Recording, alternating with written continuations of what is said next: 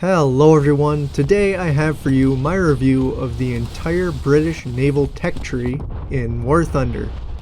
As always with these full line reviews, I will only be speaking on researchable ships, and I'm primarily an arcade player, but the values that I do mention can apply to realistic, albeit with some of them tuned down, such as the gun rotation speed and the listing problems that I mentioned. The ships that I review are based on having most of their modifications researched or fully spaded, and the review will typically be in the order of speed and handling, then survivability, anti-aircraft, firepower, torpedoes, and then a rating overall. The rating is based on my experience with each ship and how much fun they were to grind out. And lastly, if I don't mention anti-aircraft guns, it's because that ship has very little or none. And of course, before I get into it, Discord, War Thunder Squadron, and subscribe button are all down below. Now, getting into a general overview for the line, the British Navy in history was huge and had tons of ships. And while the War Thunder line is quite large, it feels very unfinished as it lacks some interesting designs along with not having a top tier battleship currently. Missing ships that I can note are the Lion class, the Revenge class, which exists in the Russian line but not the UK line, HMS Delhi with the US 5-inch guns, and HMS Agincourt, just to name a few. This line does have a squadron cruiser that you can research, and it will be covered here.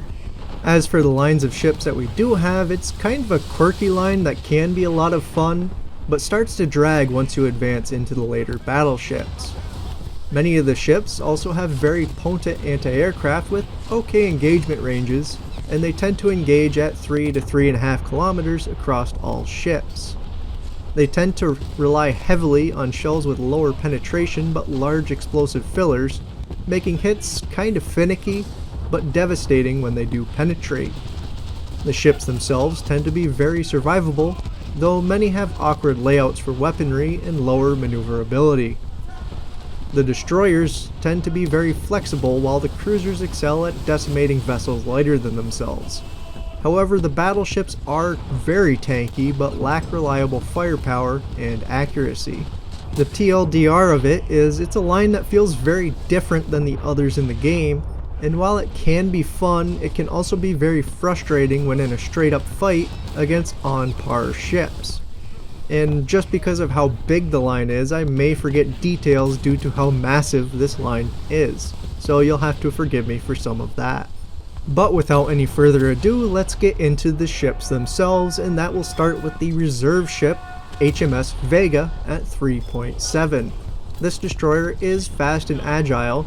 It's kinda average for reserve destroyers in these aspects, but it can list and prevent the guns from being on target, which can be a little bit hard to work with at times. As far as the survivability goes, it does have a fairly large crew for a reserve ship, which means you can take a lot of punches when you're either trying to learn or dishing damage out to enemies. It also gets a decent anti-aircraft suite of 4 20mm anti-aircraft guns that are potent against close-range boats and small planes. As far as your main weaponry is concerned, you get 2 twin 4-inch turrets, one forward on the bow and one on the aft, with amazing forward arcs of fire and good rearward arcs. Both turrets do rotate 360 degrees with workable traverse speeds, making them easy to switch sides and maneuver with, but the guns are only shielded so they get destroyed rather easily. These guns do have a fast rate of fire with a 3.5 second reload time, but the shells themselves do have somewhat long shell flight times, making it somewhat hard to hit targets at range, especially if they are maneuvering. As far as the shells themselves are concerned, your high explosive shells are decently potent with a large explosive filler, and these are the best shell to use as it will tear apart most ships faster than other 4-inch guns at its battle rating. The semi-armor piercing shells though are underwhelming with finicky penetration and barely any explosive filler, but you can always bring a little bit along just in case your high explosive just quite isn't doing it in some situations. And a weird thing with this destroyer is you don't get any torpedoes, so when you do get into those close range brawls you don't have any way to end it effectively, or have anything to just kind of throw at the enemy team at the start of the match. My rating overall for this ship is a 7 out of 10. A reserve high explosive spammer is a pretty fun start to the line despite the downsides. Next in the line we have the HMS Grafton, also at 3.7, and like its reserve compatriot, it is also fast and agile, and has a bit of a listing problem that can prevent the guns from targeting enemies, though it is rare and it's a lot easier to work with than Vega's. This destroyer does have the smallest crew for its battle rating outside of the reserve ships, and has less than Vega by a decent amount, and tends to take crew damage rather quickly, so you won't be surviving as many fights that are just straight up brawls as you would with Vega. This destroyer also lacks any effective anti-aircraft guns, so if you got used to Vegas, you're kinda gonna suffer with this one. As for your main batteries, you get 4 single 4.7 inch guns, with 2 super firing on both ends of the ship. They have good arcs of fire and the same traverse speeds as Vega, so they are very workable turrets. Once again though, they are shielded turrets, so they are taken out rather easily. As far as your rate of fire is concerned, you get a 5.5 second reload, which is rather average for the tier, but it still has long and slow shell flight arcs that you have to deal with and compensate for when you're shooting at longer ranges. As far as your shells are concerned, the high explosive shells are extremely potent due to having large explosive fillers and are the best option for this ship, and they're just great for whittling away at enemy crew or decimating deck modules like guns and torpedoes, which are very effective to do at these lower battle ratings. The semi-armor piercing shells are better than Vega's, but they're still very underwhelming due to the explosive filler amounts, but you should still bring some along in case your high explosives just aren't cutting it in some scenarios.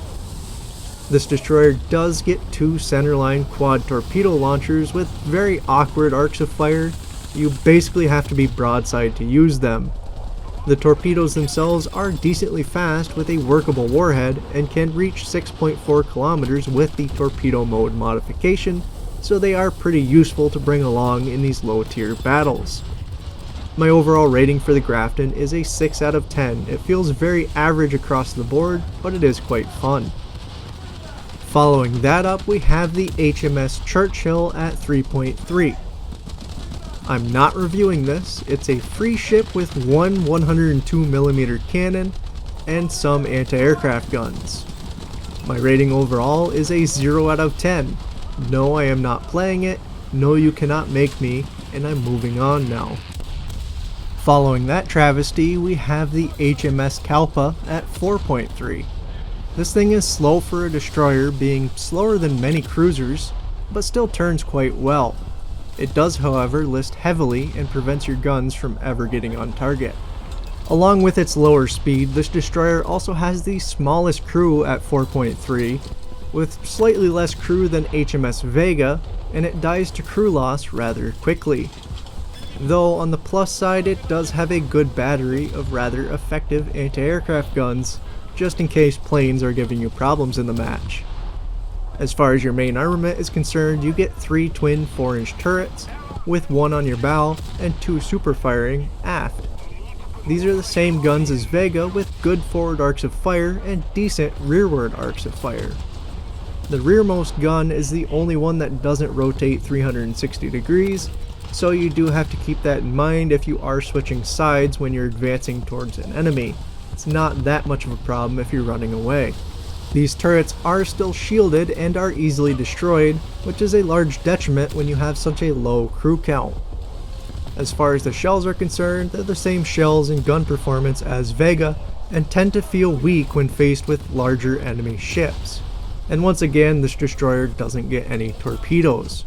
My rating overall for it is a 4 out of 10. The small guns and the small crew amount leave it feeling rather lacking.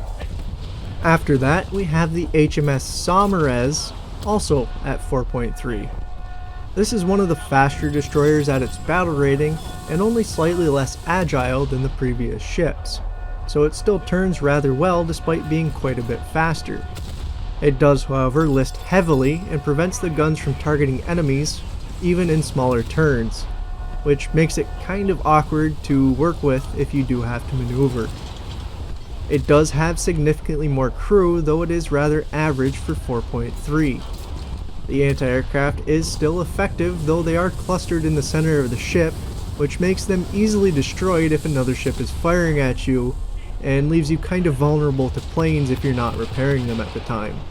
As far as your main battery is concerned, you get 4 single 4.7-inch guns, which are basically the same as Grafton's in all aspects, including the shells. The firing arcs on these guns are fairly mediocre, forcing you to show a lot of broadside when you're in fights, but they are better to the rear than they are forward. These turrets, however, are still shielded and easily destroyed.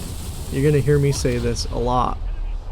You do get 2 centerline quad torpedo launchers, which you basically have to be broadside to launch, making them rather awkward to use in some scenarios. The torpedoes, however, are decently fast with a powerful warhead and can reach 10 kilometers without the torpedo mode modification. The torpedo mode is fully optional on these. It extends the range to 13.7 kilometers while taking a small edge off their speed, but either way they are very good torpedoes and very worth bringing along. My rating overall is a 7 out of 10.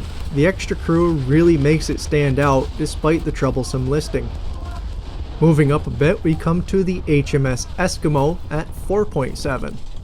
This is another fast destroyer with decent maneuverability, very similar to Saumarez.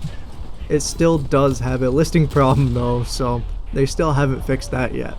As far as your survivability is concerned, Eskimo does get more crew than Saumarez, but it is still fairly average for its battle rating. And as far as the anti-aircraft is concerned, it is somewhat light, but it can still swat planes down. Your main battery on this destroyer is 3 twin 4.7-inch guns with 2 super firing on your bow and 1 aft. They're basically the same guns and shells as Grafton, once again. These guns do, however, have rather mediocre firing arcs, forcing you to be almost broadside to fire all your guns. And as far as your maneuverability with these is concerned, only the forward super firing gun rotates 360 degrees, which is somewhat awkward to work with, but I still think it's a bonus. These guns are still high explosive reliant and can feel rather underwhelming when faced with cruisers and some destroyers, forcing you into more of a second line harassing fire role when you are against these ships. And once again, these guns are still shielded, meaning they're easy for enemies to destroy, which is not very handy when you are faced with one of these cruisers or destroyers that you're having trouble dealing with already. This destroyer does, however, get a secondary battery with 1 twin 4-inch battery super firing over the aft turret, and it rotates 360 degrees. It has great firing arcs. This gun is basically the same as Vega's main batteries with the same stats and shells. As far as your torpedoes are concerned, you get 1 centerline quad torpedo launcher with the same great torpedoes as Saumarez, so overall they're definitely worth taking. My rating overall for this ship is a 5 out of 10. It's a jack of all trades, master of none destroyer. Dropping back down a little bit again, we have the HMS Brissenden at 4.3. This is a slightly slower Calpe with a centerline triple torpedo tube and slightly better anti-aircraft firepower. It does not have the same problem with listing as Calpe did, and barely lists at all, making it much more easy to use in gunfights when you have to maneuver. It also gets the same great torpedoes as Saumarez and Eskimo, just making it a lot more flexible in most scenarios. These torpedoes, however, do have a very small launch window and force you to be fully broadside to use them, so they are somewhat awkward to use. My rating overall is a 6 out of 10. It's just much less awkward to use than its peers. Following that up, we jump up to 4.7 with the HMS Abdiel. This is the first cruiser in the line, but it is the fastest ship yet. This cruiser does respond to the rudder well, but has much wider turns than the destroyers that preceded it, so you do have to keep that in mind when you are maneuvering it. It also lists extremely heavily during turns, preventing the guns from targeting enemies and being rather awkward to use if you're trying to shoot back at enemies while also dodging their fire. It also has a lower crew count than most destroyers at its battle rating, putting it well below average, and crew is easily lost due to being a large soft target, as this thing really doesn't have any armor. The only armor is really on the bridge, and even the bridge tends to get taken out easily. This low survivability is also not helped by the ammo being stored at the waterline, making it rather easy to penetrate and detonate it, making you have a rather short match with your limited survivability that you already had. The anti-aircraft guns on this cruiser are pretty light, though the 40mm emplacement definitely shouldn't be underestimated. As far as the main guns on this cruiser are concerned, you get 3 twin 4-inch guns, with 2 super firing on the bow and 1 on the stern. These are the same guns as Vega with the same shells. They have good arcs of fire forward and decent to the rear, but the bridge does block the bow turrets a bit when you are firing to the rear. These guns still are only shielded and feel very anemic against most on-par targets. And the only other part for armament that you do get is the fact that this thing can bring mines, but they are not suggested since it's somewhat useless in most matches and they're just an extra explosion risk on a ship that really doesn't survive that well already. My rating for this is a 3 out of 10. It's a big destroyer without the benefits of torpedoes or a destroyer's smaller size. Following that up, we move on to the HMS Nepal at 4.7. This feels very similar to Eskimo with speed and maneuverability, and even shares the listing problems that Eskimo had. This destroyer has the smallest crew at 4.7, and it is extremely easy to get sunk with it via crew loss. You do, however, get a fairly effective anti-aircraft suite that will swat down a lot of the planes in your vicinity. As far as your main armament is concerned, you get 3 twin 4.7-inch guns with 2 super firing on your bow and 1 aft. These are the same guns and turrets as Eskimo. Only the foremost gun on this ship can't rotate 360 degrees, and they all have good arcs of fire, with the rear gun being awkwardly restricted by the ammo elevators in front of it. These guns do, however, feel rather underwhelming against ships with armor or any anti-frag plating. These guns also don't really help your survivability, as they are still only shielded, adding an extra crew loss risk to an already vulnerable vessel. You do get 1 single 4-inch secondary gun in the center of the ship, and it's weaker than any other British 4-inch gun, with a 5.5 second reload time and worse shells, and these shells just have extremely low amounts of filler. It's unshielded and destroyed easily, so it's just not really any use to you other than losing crew. This destroyer does get a single centerline quintuple torpedo tube with the same great torpedoes as Saumarez, though they have an extremely limited firing arc and you have to be basically broadside in order to launch. My rating overall is a 3 out of 10. The tiny crew on this destroyer really hampers this ship a lot. Trailing along after that, we have the HMS Kelvin, also at 4.7. This is a Nepal, but with the 4-inch secondary gun being lost for another quintuple torpedo launcher. This ship has significantly less anti-aircraft guns and is extremely light for the battle rating, but it at least retains the potent 40mm mount.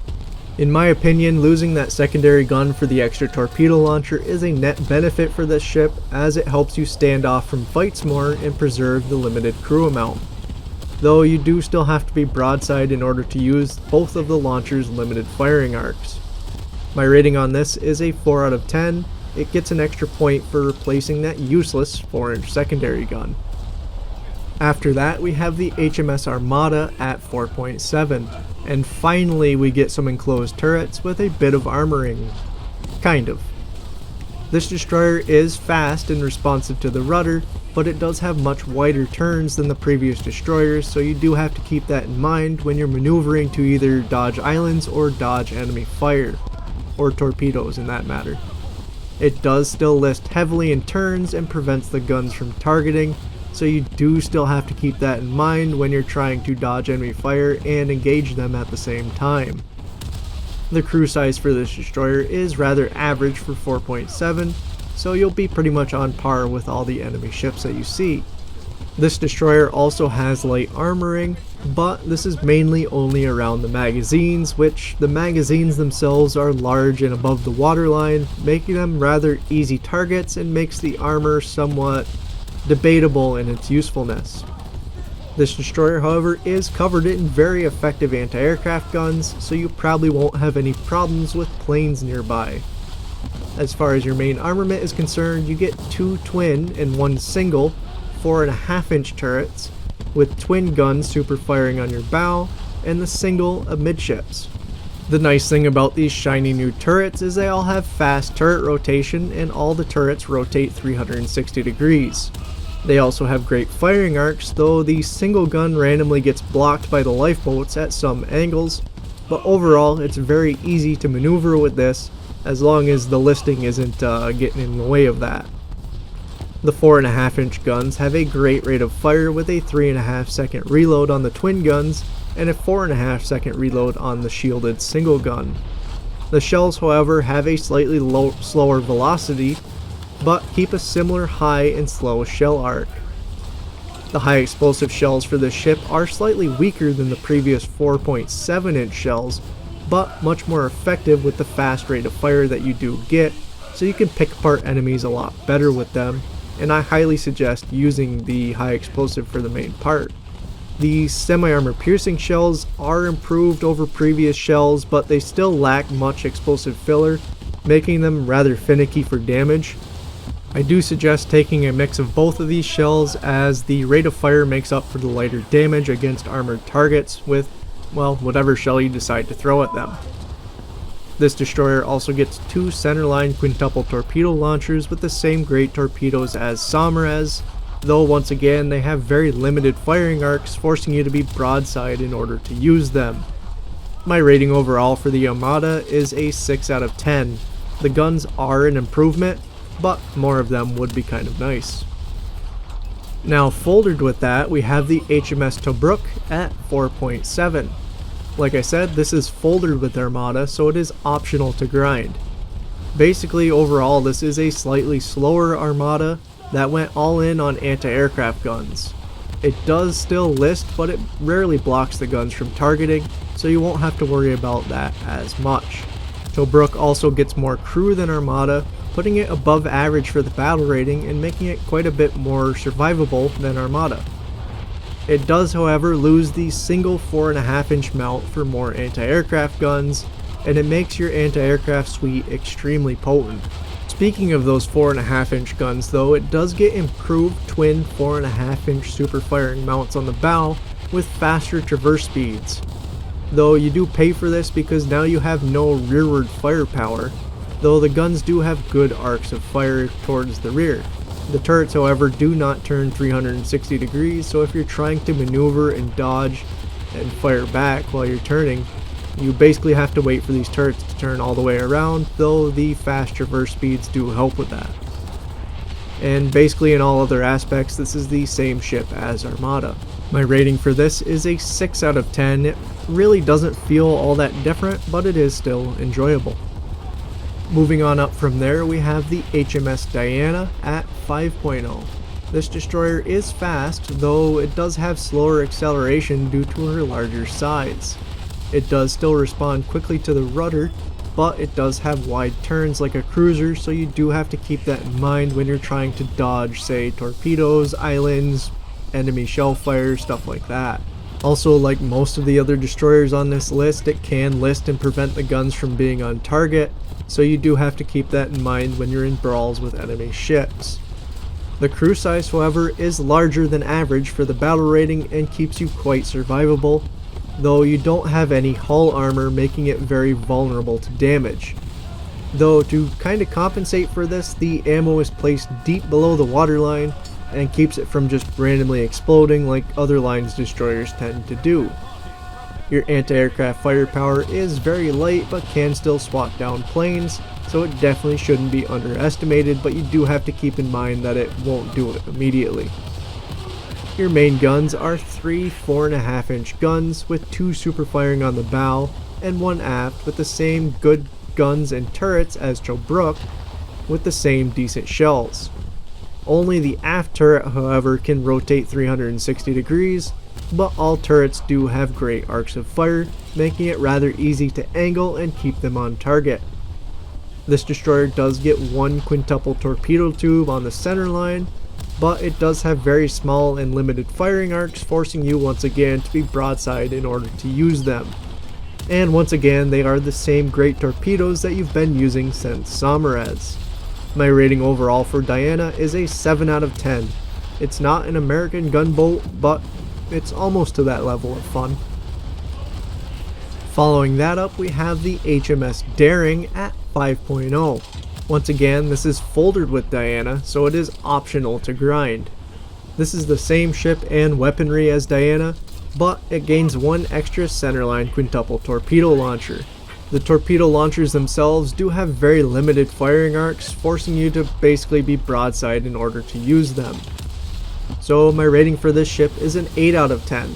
Extra torpedoes with no loss of anti-aircraft or firepower, so it's just a bonus. And with that, we can move on from the destroyers and start talking about mainly cruisers, starting with HMS Enterprise at 5.0. This cruiser has rather average speed for a light cruiser and will keep up with most of the slower destroyers, though it is rather slow to accelerate, so it will be a change from the previous ships that you have been playing. Enterprise does have wide turns, though once again they're fairly average for a 5.0 cruiser, and she responds well to the rudder, and very quickly at that, though she does have the listing problems that was common across a lot of the previous ships. Continuing with the average things for this ship, she does have a rather average crew size for the 5.0 cruisers, but it is still significantly more crew than the destroyers, so you will feel quite a bit more survivable, at least in that aspect. Enterprise is lightly armored across the deck and vital components, and this armor can stop high explosive, but otherwise is fairly easily penetrated. And lots of the ship is left unarmored, which once again, very easy to penetrate. She also has no torpedo protection and does not take them well, along with having her ammo storage all above the waterline, which is easy to penetrate and detonate. So it's definitely something that you have to be aware of when you're playing this ship, because she is rather easy to explode. And she constantly loses her bridge, which you'll find is a theme with the British cruisers. On a positive note though, she is covered in fairly effective anti-aircraft guns, which will shred aircraft and light boats that get close to you, so you won't really have to worry about those. As far as your main armament is concerned, it is kind of an odd layout. You get a twin 6-inch gun on the bow, and 5 6-inch single guns with 2 on the wings in the center, and a single centerline one between them, with 2 super firing on the aft end. It's definitely weird to look at when you're comparing to a standard cruiser. The single turrets have a traverse speed similar to the early destroyers, which are slow but workable, and the twin turret is slightly slower than those, but once again it's still fairly workable. These guns have okay forward firing arcs, but you have to show a lot of broadside in order to use all 6 guns at once, and she has fairly bad arcs to the rear, so you have to keep that in mind, that when you're trying to run away from something, you're really going to have to swing this ship out and show a lot of side in order to use those guns. She also can't fire directly off the stern at mid ranges, as the main guns are blocked by anti-aircraft guns and the stern's secondary mount. The single turrets are also shielded and easily destroyed, and the twin turret only has anti-fragmentation armor, so you should be expecting to lose these in most engagements. The 10-second reload time on these main batteries does give it an above average rate of fire for 5.0 cruisers, but they kind of suffer from inaccuracy. The shell arc is equal to or slightly longer than the 4.5-inch destroyers, so they are still rather slow shell travel times at longer ranges, which is hard to compensate for when you're fighting targets that like to maneuver around, like the faster late destroyers. The high explosive shells from these guns pack a large explosive filler, which is great for decimating extremely light vessels or deck modules. The semi-armor piercing shells should be your primary pick though, as they pack a hefty explosive filler, on par with most other nations' high explosive shells, and have good penetration, and will decimate most ships that you can see, but struggles against moderately armored enemies. And this ship does struggle against those enemies because it doesn't have any armor piercing, which leaves you with no quick way to deal with targets that your semi-armor piercing doesn't penetrate. As far as your secondaries are concerned, like I mentioned earlier, you get 3 4-inch secondary mounts, which are the same useless guns that Nepal had for its secondaries, and they're still unshielded. It gets 1 on the aft and 1 per side in midships, and they probably won't contribute much damage to your game. You also get 2 quad torpedo launchers, mounted 1 per side amidships. These have decent firing arcs to the rear, but if you want to launch them forward, you have to be almost broadside. The torpedoes have a short 5-kilometer range and are decently fast without the torpedo mode module, but they are extremely slow with a 12.3-kilometer range with the modification. They do have a decently powerful warhead, so it's recommended to take them along, and if you use the torpedo mode mod or not is just up to your playstyle. And last but not least, Enterprise does get a hydroplane in order to scout and capture points, though at lower tiers this isn't as useful as the ones on battleships. My rating overall for Enterprise is a 4 out of 10. The fragility, awkwardness, and inaccuracy of the guns really hampers this ship. After that we have the HMS Arethusa, also at 5.0. This is the semi-start of the British cruisers having a standard configuration. This cruiser has average speed for a 5.0 cruiser, which is slightly slower than Enterprise's, and an average turning distance, but it does take a moment to really start turning, which you have to factor in for when you're trying to dodge enemy shellfire or torpedoes. This cruiser gets more crew than Enterprise and above average crew levels for 5.0, though it does tend to lose them rather quickly. And that is because it is mostly unarmored, with only the vital components and ammo boxes having light armor on them. She also gets no torpedo protection, though on this cruiser the ammo is stored below the waterline, so you don't have to worry about that short of getting struck by a torpedo at least. Though once again the bridge does tend to get knocked out constantly, which like I said is fairly typical for the British cruisers. As far as the anti-aircraft is concerned, you get the typical effective anti-aircraft suite on this, so you won't have to worry too much about planes. As far as your main batteries are concerned, you get 3 6-inch twin turrets, with 2 super firing on the bow and 1 on the stern, with the same workable traverse speeds as Enterprise. These guns have okay firing arcs. They kind of force you to show a lot of broadside in order to use them all, though they do have an 8-second reload which outshines Enterprise considerably. They also have a faster shell flight time than Enterprise, but they are still long and slow compared to other cruisers, so it does help a little bit but not too much when you're trying to hit those pesky destroyers. The high explosive shells from these guns have nearly half the explosive filler as Enterprise, but still pack a punch against light targets. Though once again your primary shell is going to be the semi-armor piercing shells, which also have half the filler but more penetration than Enterprise's semi-armor piercing shells, and are much more consistent and can damage more targets. They are though still somewhat inconsistent against many cruisers because they somewhat struggle with moderately armored targets. They are the best 6-inch semi-armor piercing shell in the game as far as penetration goes though. Once again, this cruiser does lack any armor piercing to deal with targets with decent armor effectively, forcing you to slowly whittle away their crew or modules with semi-armor piercing or high explosive spam, so it can be frustrating to deal with other cruisers at times, especially if you're dealing with something in an up tier. As far as your secondaries are concerned, you get 4 twin 4-inch secondaries, 2 per side before the aft turret, and these are the same guns as Vega with the same stats. These secondaries are shielded and easily destroyed, but they can contribute light damage during your fights. You also get 2 triple torpedo tubes, 1 per side amidships, with good firing arcs forward and great to the rear. And these are the same OK torpedoes as Enterprise, so everything I said with that cruiser is the same for this one. My rating overall for Arethusa is a 6 out of 10.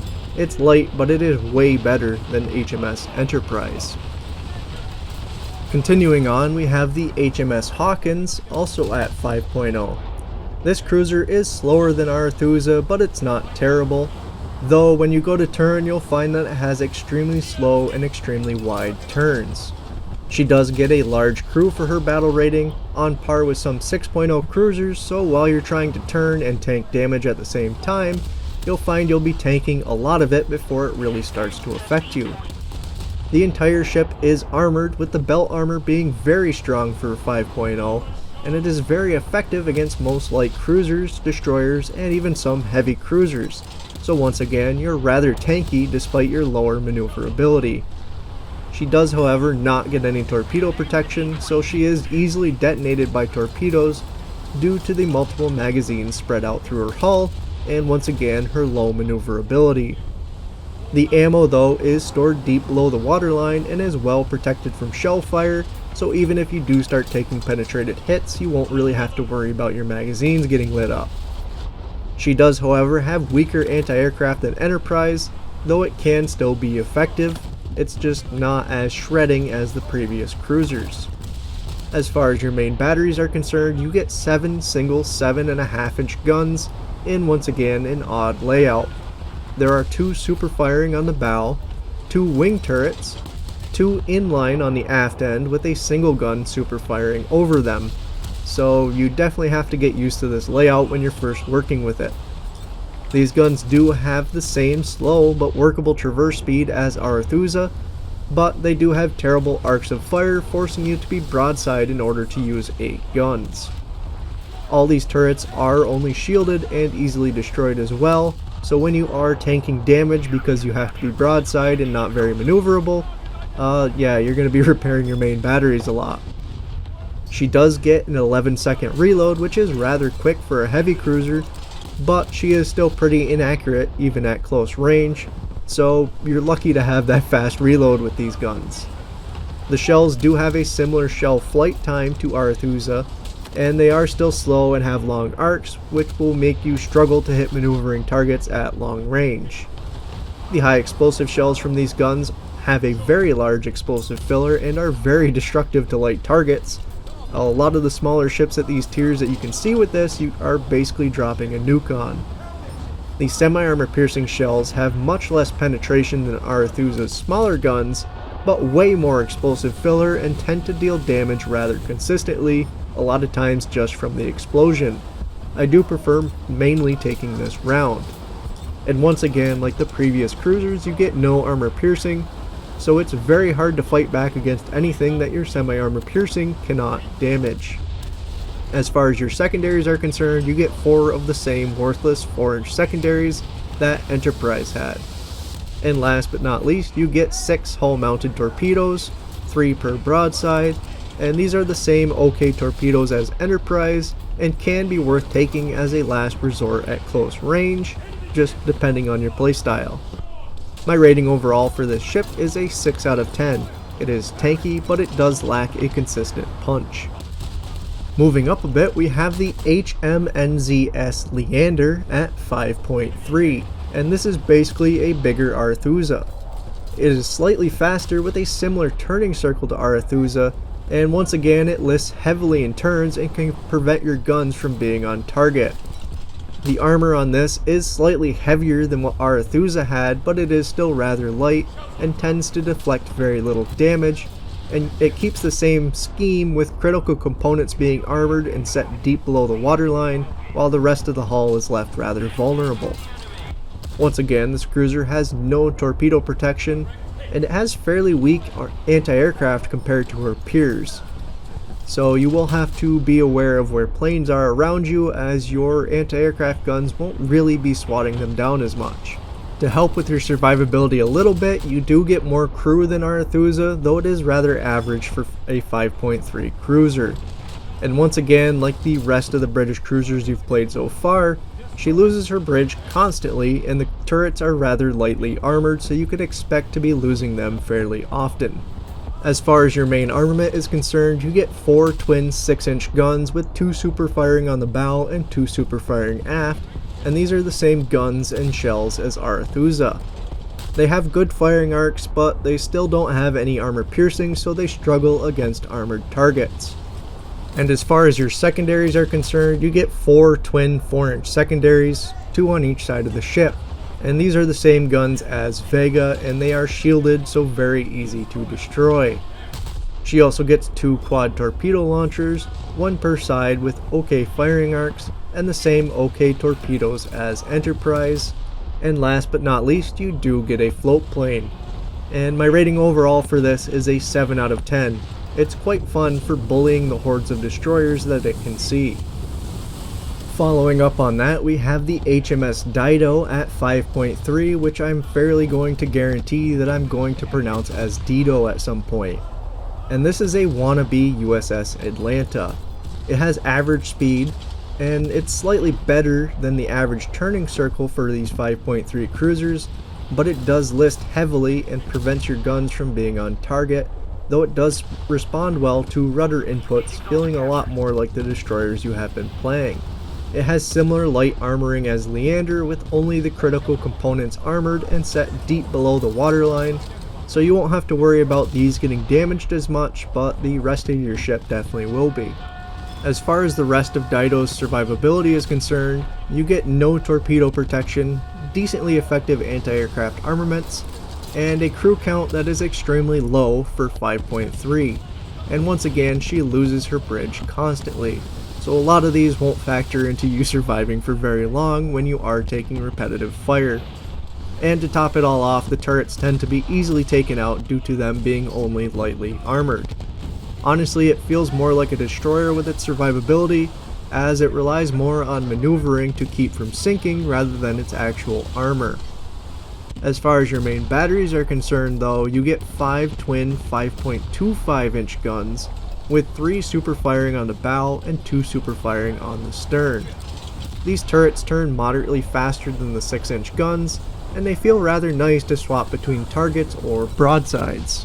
They don't have the best firing arcs however, and you have to show a lot of broadside in order to use all your guns, though all your turrets do rotate 360 degrees, so when you are maneuvering around and switching sides, it's rather easy to get these guns on target.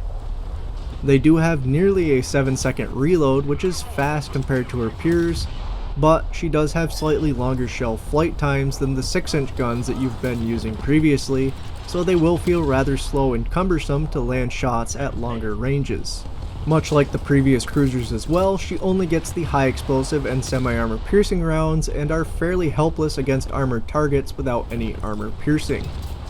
Both the high explosive and semi-armor piercing rounds that Dido does get are slightly worse than the 6-inch semi-armor piercing and high explosive rounds that you have been using, but they are still good for bullying light targets, but like I said earlier, they will struggle to take out cruisers and larger targets effectively.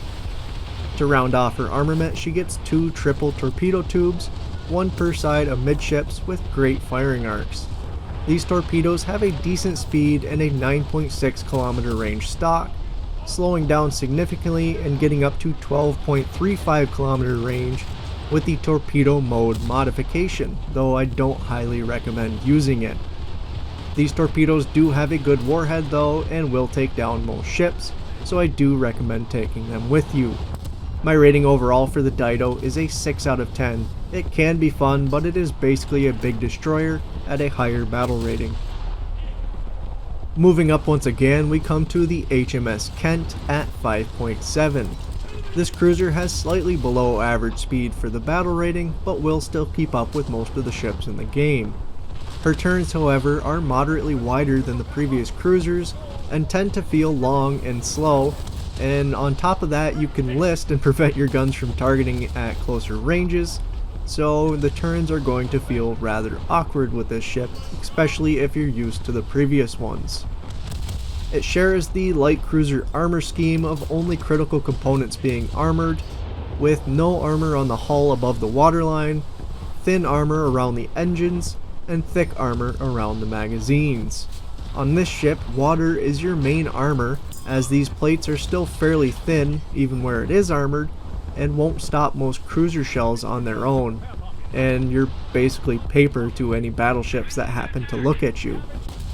The critical components, however, are buried deep below the waterline, which forces most enemies to slowly whittle away at your crew, rather than basically nuking you by taking out your engines or magazines. The turrets once again are still lightly armored and taken out easily, and you still lose your bridge constantly, which helps enemies whittle down your crew. She does get torpedo protection to help protect the deep set modules, so at the very least you can tank a torpedo or two if it doesn't hit near your magazines. The anti-aircraft on this ship is rather light for its size, but it can swat down some planes, and on top of that you get an above average crew size for the battle rating, which certainly helps when your main, survivability mechanic is just forcing enemies to whittle down your crew rather than nuking them by hitting a major critical component. As far as the main armament on this ship is concerned, you get 4 twin 8-inch guns with 2 super firing on the bow and 2 super firing aft. These have a slower traverse speed than the 6-inch light cruisers, but they are above average for heavy cruisers and are very workable. They have good firing arcs, which let you stay decently angled despite having really no armor belt to angle up, but at the very least it makes the guns a little bit more useful when you're trying to dodge enemy fire. These guns have a 14-second reload, which is rather fast for a heavy cruiser, and while the shell travel times are faster than the light cruisers previously, they are still rather slow compared to other line shells, which makes getting hits difficult at range. They have a similar shell flight time to the US heavy cruisers. Once again, this ship only gets high explosive and semi-armor piercing, making it rather difficult to fight targets with heavy armor, especially in up tiers. The high explosive shells from these guns have a huge explosive filler and are great at taking out light targets and deck modules, and the semi-armor piercing shells have great penetration for 8-inch semi-armor piercing and large explosive fillers. They are great for destroying light or moderately armored targets and causing massive amounts of flooding if you do land these shells near the waterline. They can pop shell rooms and ammo just from sheer explosive mass, even if they don't penetrate into that section of the ship, and I consider them as the primary shell to use on this ship. As far as your secondaries go, you get 6 single 4-inch secondary guns with 3 per side. They are the same secondary guns as Nepal and Enterprise, and are still just as useless, though you can get 5 of them to fire per broadside at some angles for that slight extra damage that you might get from them. On top of that, you get 2 quad torpedo launchers with 1 per side with limited but workable firing arcs, and it gets the same OK torpedoes that Enterprise had. And to round it all off, you do get a float plane, which is rather nice when you're in an up tier fighting stuff that your guns really don't like to penetrate, so you can at least launch a float plane and go take some capture points. My rating overall is a 5 out of 10. It just loses a lot of points for being unable to effectively fight armored targets. After that, we have the HMS Norfolk, also at 5.7, and this ship is optional to research as it is foldered with Kent. This is basically the same ship as Kent, but with some minor differences. Norfolk is slightly faster, though it still has an average speed for 5.7, but she does list very heavily in hard turns, preventing your guns from ever being on target while you're trying to dodge enemy fire. She also has no torpedo protection, but she does get better armor coverage around the critical modules, with some areas being slightly thicker. The engine armor does extend above the waterline a little bit as well, providing you a little bit extra protection. She does, however, still rely on water to stop or slow enemy shells, as the armor won't stop most cruiser shells on their own. And once again, the battleships will penetrate you easily, and your bridge is fairly often taken out because it's once again not armored at all. She does get improved anti-aircraft guns over Kent, making it rather effective at swatting planes out of the sky, and on top of that you get even more crew, boosting your survivability since most of it is based around having enough crew to survive enemies dealing light damage to you. She does get slightly worse main battery firing arcs versus Kent, as they are blocked by larger masts and bridges on this ship. She also gets improved secondary guns with 4 twin 4-inch secondaries, 2 on each side of the ship, and these are the same guns as Vega. They're still small, but they can assist in dealing light damage to enemies and damaging deck modules, as they have great firing arcs, especially forwards. They are still shielded turrets though, so they are easily destroyed, so don't expect them to be up very often if you are taking fire. The torpedoes on this ship are changed to Dido's decent torpedoes, and I still don't recommend using the torpedo mode modification on these. The torpedo firing arcs are also much wider, making them much easier to utilize versus Kent's torpedoes. And despite all these upgrades, you lose the float plane, so you do lose that aspect of being able to take capture points if you can't deal with some of the targets that you're facing. My rating overall is a 5 out of 10. It basically feels like the same exact ship with some minor upgrades. And following that, we have the HMS London, also at 5.7, and once again this is an optional ship to research, which is foldered with Kent and Norfolk. This is the same ship as the previous two with once again differences, and I will be comparing it to Kent for the purposes of this review.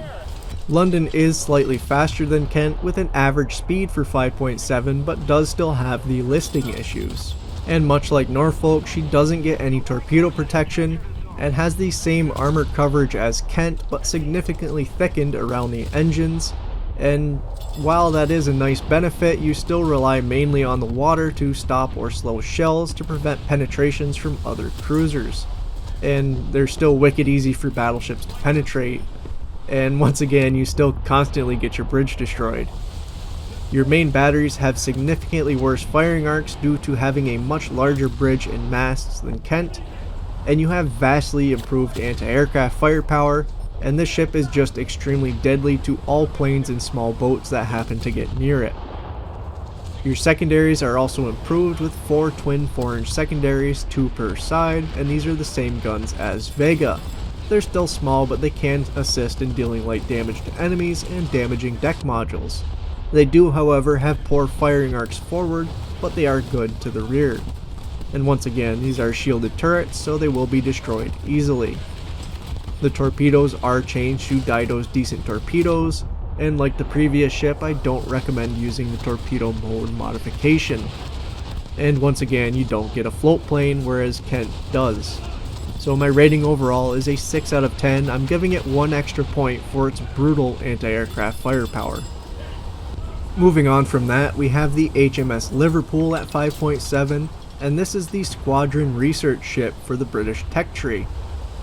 This cruiser has average speed for her battle rating and much tighter turning circles than the previous heavy cruisers that feels rather nice to work with, along with the quick rudder response that she has. She's much more effective at dodging fire than the previous cruisers. Her armor scheme, however, is very similar to the other British cruisers, with only critical components being armored, though the armor is more expansive and thicker than the previous cruisers, including the heavy cruisers. It will trouble some light cruisers and destroyers, but heavy cruisers will pretty easily cut through most of your armor. The turrets also have moderate armoring, so you won't be losing them as often as the previous cruisers did. Though, if you do want something similar to the previous cruisers, you will still lose your bridge fairly often. Most of the hull is still left unarmored, and you also don't get any torpedo protection, so you will receive a lot of light damage, and if a torpedo hits you, you won't be having a good day. Your critical components are located below the waterline, which forces opponents to slowly whittle away your crew members, much like the previous cruisers in the line, though you do have a smaller crew than the heavy cruisers, though it is fairly average for the battle rating, so you will still feel fairly tanky. Liverpool also gets a rather effective anti-aircraft suite, so you really won't have to worry about too many planes that happen to get near you. As far as your main batteries are concerned, you get 3 triple 6-inch turrets with 2 super firing on the bow and 1 on the aft. These are basically the same guns and shells as Arethusa had. They have the same workable traverse speed and quick reload times as the previous light cruisers, despite them being larger turrets, which is always a bonus. Though as a downside to these larger turrets, you only have okay firing arcs, and you have to show a decent amount of your broadside in order to fire all your guns, though these firing arcs are slightly better to the rear, so they're slightly better when you're running away than advancing towards something. Much like the previous light cruisers, and despite the fact that you're seeing more targets with armor, you still don't get any armor piercing, and your semi-armor piercing can really struggle to deal with other cruisers quickly, and does little damage to many battleships. If you do encounter a light target though, they definitely do devastate them.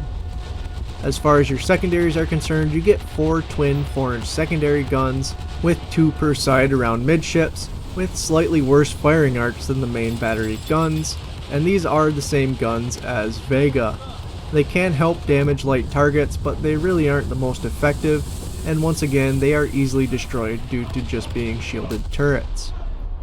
Liverpool does get 2 triple torpedo tubes, 1 per side in midships, with great firing arcs, and these are the same decent torpedoes as Dido. And much like the last heavy cruisers that we just talked about, she gets no float plane, so if you are in a match where you can't fight the enemy ships and just want to cap, you're kind of out of luck in that. My rating overall for Liverpool is an 8 out of 10, it's definitely a fun squadron ship. After that we come to HMS Fiji, also at 5.7. This cruiser has average speed, but it does turn better than Liverpool, and it feels very fast and maneuverable with its turns and rudder response. She does have similar armoring to the other British cruisers, though she does actually have belt armor rather than only boxing in critical components. The armor overall is lighter than Liverpool, and will only really hamper light cruisers and destroyers, so if you see anything bigger, you're going to feel their shells. The turrets on Fiji are still decently armored, though once again the bridge is still super easy to destroy and you will be losing it constantly. And much like the previous cruisers, most of the hull is unarmored and there is no torpedo protection, so you'll be vulnerable to light repetitive damage and any torpedo strikes. The engines on this ship are below the waterline, but the magazines are not, and your magazines are easily struck, and it tends to lose each turret magazine individually if you're hit, basically leaving you down a full turret. Which is not the worst thing, it could completely detonate and leave you without a ship, but it still sucks to be down a turret. Something that does help with your survivability quite considerably is her massive crew count, which rivals many 6.0 cruisers, and she mainly relies on this and her maneuverability for survival.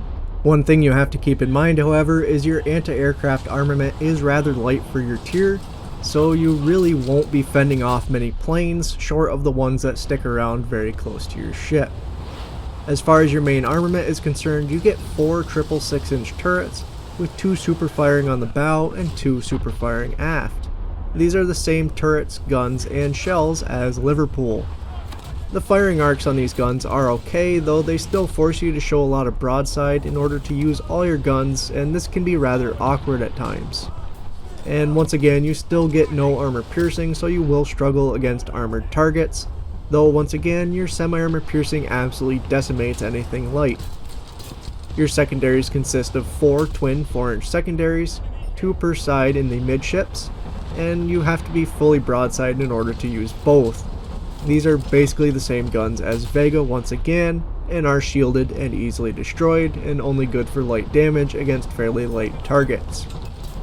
You also get 2 triple torpedo tubes, 1 per sides and midships, with good firing arcs, and they are the same decent torpedoes as Dido. And you actually get a float plane on this, which is nice when you don't have the ability to engage these heavily armored targets and would rather just take some cap zones. My rating overall for Fiji is a 7 out of 10. She gets 1 point off for the explosion prone magazines. Dropping down a bit in battle rating, we come to the HMS York at 5.3. This cruiser has average speed and an average turning circle, but does respond well to rudder inputs, but she does list and block her guns from being able to fire, so despite responding well, it's going to struggle to actually engage targets while you're actively maneuvering. She has a similar armor scheme to the other British cruisers, with only critical components being armored. The armoring on this ship is light and extremely similar to HMNZS Leander, and deflects very little damage and relies mainly on water to slow and stop shells before they hit the critical components that are set deep below the waterline. Most of the ship is unarmored and easily damaged, and the turrets have practically no armoring, which will lead to your crew being fairly quickly whittled away if you're under withering fire. To add to her downside, she also has very light anti-aircraft firepower, no torpedo protection, loses her bridge constantly, and a below average crew count for 5.3, which really doesn't help with your survivability in the long term. As far as your main armament is concerned, you get 3 twin 8-inch guns with 2 super firing on the bow and 1 aft. These are the same guns as Kent with the same shells and statistics. These guns have decent firing arcs but still don't have any armor piercing, but she does have the benefit of facing more light ships than the 5.7 heavy cruisers did, so she suffers considerably less from this. As far as her secondaries are concerned, you get 4 single 4-inch secondaries, 2 per sides in the midships. These are the same bad guns as Nepal's secondary. These secondaries do have great arcs of fire but are unshielded and easily destroyed, and I really wouldn't expect much damage to be contributed from them. To round it out, you get 2 triple torpedo tubes, 1 per side in midships. These have great rearward arcs but very poor forward arcs, and they get the same decent torpedoes as Dido.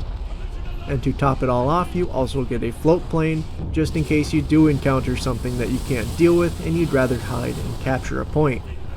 My rating overall is a 6 out of 10. It can bully light ships, but it is rather light itself. And now we get to the start of the battleships and battle cruisers with HMS Invincible at 5.7. And while this is an early ship for the types, it is quite fast for them and will keep up with these slower heavy cruisers, which is always nice to have because a lot of them at this early battle rating feel like slugs. Invincible does, however, have rather slow turns that feel quite long, but she actually does have a better turning circle than the 5.7 heavy cruisers and responds to rudder inputs rather well.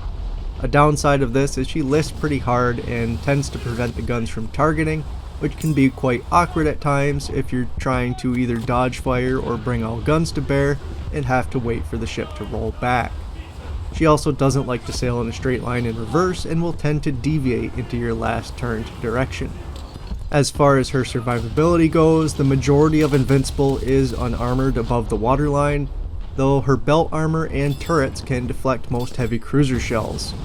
Her ammo and critical components are all deep below the waterline and rather hard to hit, which can make her feel rather tanky at times. She is, however, very susceptible to turret and ammo elevator fires and will explode quite quickly from them. So if a cruiser gets in a lucky shot or a battleship decides that they don't want you to exist anymore, you can basically say goodbye because that fire will put you down rather quickly. On top of that, Invincible also has no torpedo protection and she does not take hits from them well due to the multiple magazines that are spread along the entire hull. On top of that, she has virtually no anti-aircraft guns, so any planes that decide they don't want to see you anymore can make that happen quite easily. She does, however, have a high crew count, which is on par with many 6.0 ships, so she will feel rather tanky if she takes repetitive light damage. As far as her main armament is concerned, she gets 4 twin 305mm guns, with 1 on the bow, 2 wing turrets, and 1 aft, and she can broadside all of them. These guns do have rather poor firing angles if you're trying to fire them all, and you have to be basically perfectly broadside in order to use all the guns, and this can be kind of awkward to maintain because sometimes the game tells you that your guns are lined up but really they're 1 or 2 degrees out of line, so you'll have 2 shells that just zip off into nothingness because the gun wasn't actually lined up but fired anyway. As far as the rest of the stats on these guns go, these turrets have slightly above average traverse speeds and feel very workable, especially if you're trying to dodge, line them up, or change sides, though they do have a slightly below average reload speed and takes about 35 seconds to fully reload a turret, and the accuracy is only workable, it's really not the best. The shells themselves have better flight times than the cruisers, but still feel rather floaty and slow, and they tend to plunge heavily outside of 10 kilometers. So you basically have to compensate for that because you can't really aim below the waterline when your shells are coming straight down. The high explosive shells that this ship gets have a massive explosive filler and are good for crushing light vessels, decimating deck modules, and flooding out enemy ships, but the semi-armor piercing shells are heads and shoulders above them, as they have similar pen to the heavy cruisers of the line, but have a ton of filler, and are amazing at causing flooding and decimating light targets, though they will struggle to pen against armored targets. This ship also gets armor-piercing shells that have a good filler and good penetration but a rather short fuse time, and they tend to detonate before hitting critical modules, which can make them rather annoying to use. Overall, this ship kinda struggles to fight non-treaty cruisers and other battleships and battle cruisers for this reason, because the semi-armor piercing kinda struggles to penetrate them, and the armor piercing may penetrate but it won't go deep enough to actually cause damage.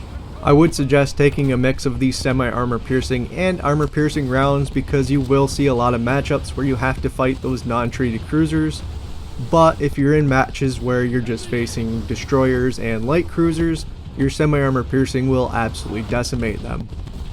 As far as your secondaries are concerned, you get 12 4-inch secondary guns, with some in casemates but most of them are unshielded, and they're mostly located in the fore and aft superstructures. You can use 6 of these at a time if perfectly broadside, and they have a fast rate of fire with a 3.5 second reload. They're rather good for light damage, but they're limited to a 9 km max range, and they are very easily destroyed. They also have very long shell flight times and are somewhat inaccurate. So while you can expect some damage from these, it's not going to be very consistent, and they will be rather hard to hit on targets that are maneuvering. I would ignore the semi-armor piercing rounds that these guns can get, as they are almost solid shot as they have practically no filler. And lastly, this ship does get hull mounted torpedoes, but I don't suggest bringing them. They're rather weak and just add an extra detonation chance to your ship. My rating overall for Invincible is a 7 out of 10. Irreversibly flooding people is rather fun. After that, we move to the last cruiser in the British line with the HMS Southampton at 6.0, and this is going to be a rather short review, as this is basically the same ship as Liverpool, but with 4 6.6-inch guns rather than 3, which gives it a super firing stern pair over Liverpool's single. And while it is nice to have that extra main battery turret, Southampton can face larger ships than Liverpool can, and will struggle to even lightly damage them, so sometimes that extra gun really doesn't help you at all. She also has rather light anti-aircraft guns, but still can swap down planes pretty decently, and she also gets a float plane over Liverpool, which helps on those matches where you're getting those higher tiered ships that you can't hurt, so you can go hide and maybe get some points just from capping or scouting for your team. My rating overall for Southampton is a 7 out of 10. It's a lot of fun until you face a match full of battleships. And with all the cruisers out of the way, we can finally move into just talking about battleships and battle cruisers with the HMS Dreadnought at 6.0. And contrary to Invincible before, Dreadnought's speed is rather slow, and she also turns rather slowly, but once again responds to the rudder well, and her turning circle is the same as the heavy cruisers, so she can kinda dodge and dip rather well despite being somewhat slow.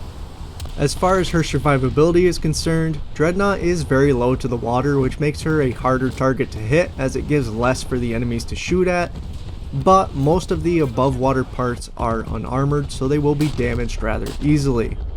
She does get heavy belt and underwater armor that can hinder many early battleships and most heavy cruisers, but if she does get up tiered, she is rather easily penetrated. So while that armor is good to protect yourself from early diving shells, once you see something larger than yourself, you're really going to struggle to survive it. It does help that all of Dreadnought's critical components are deep underwater and armored and very well protected from damage, so even in those up tiers it will be somewhat hard to detonate you. She does, however, explode very quickly from turret and ammo elevator fires, and since her wing turrets are fairly easily penetrated, this will be one of your biggest weaknesses no matter what you are facing. Dreadnought also gets no torpedo protection and tends to detonate to hits from them due to the spread out magazines along the hull of the ship. And on top of that, she basically has no anti-aircraft firepower, so good luck fending off any planes.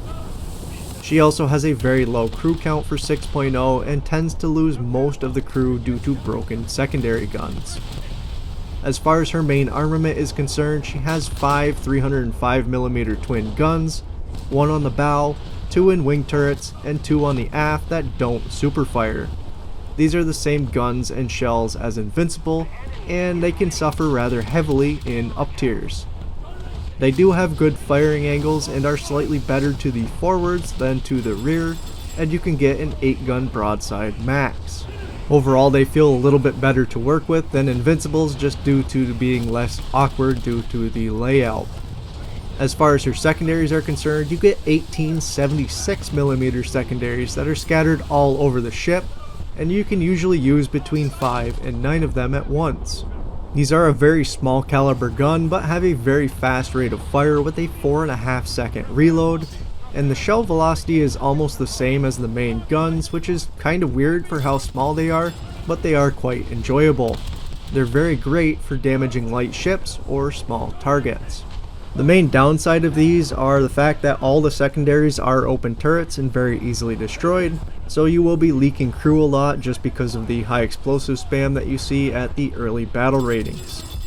And while Dreadnought can have hull mounted torpedoes, they are very weak and not recommended to bring along, at least in my opinion. My rating overall for Dreadnought is a 7 out of 10. I enjoy it, even if a lot of that is just the ridiculous secondaries. Following up on that, we have HMS Colossus at 6.3, and this ship is slightly faster than Dreadnought but still quite slow, with the same slow but tight turns. She does have listing problems in those turns, so expect to have awkward moments where you can't align your guns on target just because of how heavily the ship is listing. Despite Colossus being a higher battle rating, her armoring is practically the same as Dreadnought, so a lot of your survivability will be reliant on the fact that all your major components are still placed below the waterline, and we'll be relying on that for the extra protection. She is also still allergic to turret and ammo elevator fires, and your wing turrets are still very vulnerable to being penetrated, and will probably be your biggest provider of fire-based detonations. She also has no torpedo protection and tends to detonate 2 hits from them, just because of the spread out magazines once again, and she also has no anti-aircraft guns, so Colossus really isn't racking up very many points in the survivability category, especially when you move on to the crew count, which is extremely low, even lower than that of Dreadnought, and she loses most of these due to broken secondaries once again. Shifting to look at her firepower though, we get 5 twin 12-inch guns, with 1 on the bow, 2 offset wing turrets, and 2 super firing guns on the stern. You basically have to be fully broadside in order to fire all 10 guns, though you get slightly better firing arcs forward on the right side and slightly better to the rear on the left. These turrets have above average traverse speeds and they are very workable for early guns. Speaking on the guns themselves though, they have the same below average reload speed of about 35 seconds, and the shells themselves have slightly faster travel times than Dreadnought and slightly better penetration while keeping similar filler amounts. These shells still aren't great against heavy targets, but I will say that Colossus is decently accurate for an early battleship. As far as your secondaries are concerned, you get 13 4-inch unshielded secondary guns located in the superstructures, and you can use 7 of them per side if you are fully broadside.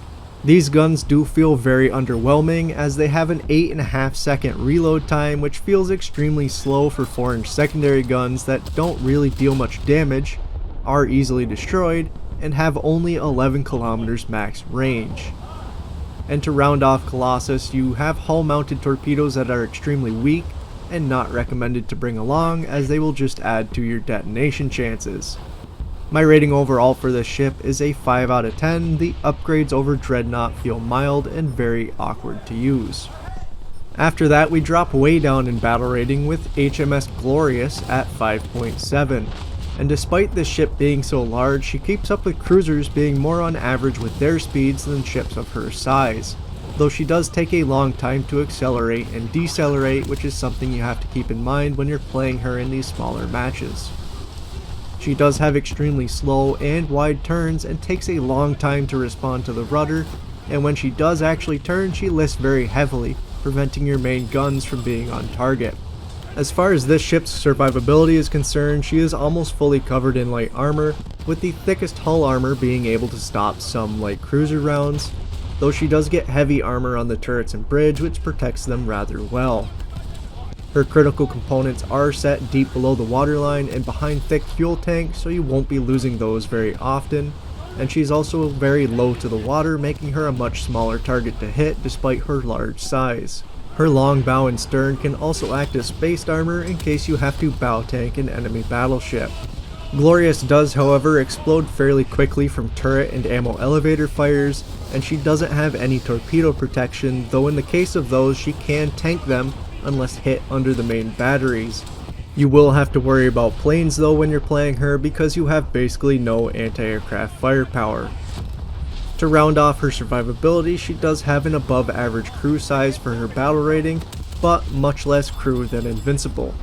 Her crew tends to get whittled down to about 50% rather quickly, but can stagnate there unless critical damage is taken, making her feel very survivable in those circumstances.